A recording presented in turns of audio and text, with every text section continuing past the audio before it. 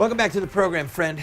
I want you to know, during the break, my wife and I and the staff and I, we were talking, this is difficult material. It's hard. It's hard to see the images. It's hard to hear the words, read the words. It's hard to think through the implications of them. Don't lose hope, all right? Don't go into despair. Jesus said, I will build my church, and the gates of hell will not prevail against it. It's not enough for us to bury our head in the sand or to be afraid of these things. Let's face the truth and make provision for it. And as we've seen, there is no doubt that there is a connection between the sword of Islam and people, communities, and entire nations converting and taking on the yoke of Muhammad. Osama bin Laden, arguably the most famous terrorist in the world today, and certainly somebody who has said over and over and over that he is following in the footsteps of Muhammad.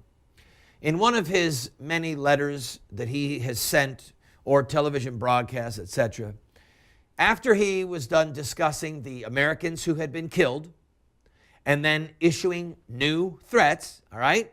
This is right out of the playbook of Islam. He used the violence that had happened and the threat of violence to evangelize.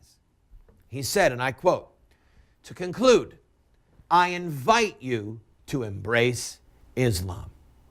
For the greatest mistake one can make in this world, and one which is uncorrectable, is to die while not surrendering to Allah, the Most High, in all aspects of one's life. To die outside of Islam." And Islam means gain for you in this first life and the next, final life. The true religion is a mercy for people in their lives, filling their hearts with serenity and calm. There is a message for you in the mujahideen. The entire world is in pursuit of them, yet their hearts, by the grace of Allah, are satisfied and tranquil. The true religion also puts people's lives in order with its laws, protects their needs and interests, refines their morals, protects them from evils, and guarantees for them entrance into paradise in the hereafter through their obedience to Allah and sincere worship of Him alone.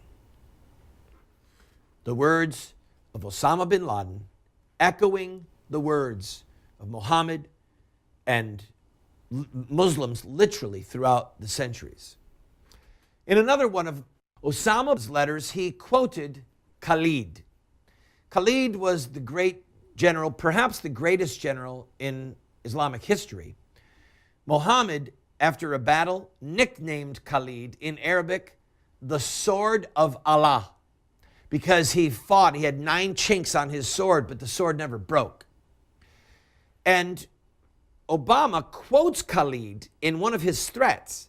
He says, Osama bin Laden said, or quotes Khalid in one of his threats, and he said, quote, "We have men that love death more than you love life." Close quote. Those words are designed to strike terror into people's hearts and get them to submit. But please note, Osama bin Laden views himself as a mujahideen, as a warrior, as a jihadist for the Islamic faith. So of course he's going to quote Muhammad. And of course he's going to quote a great general from Islamic history. These are his heroes. And he really and truly believes in the history of Islam that the force, death, the threat of force, witnessing the death of others, that this can and will cause people to convert, and that God is happy with their conversion. When we come back from this break, I'm going to quote Thomas Jefferson and his comments about Islam. Give this some thought, people, and do your own research. You've seen the books that have been up on the screen.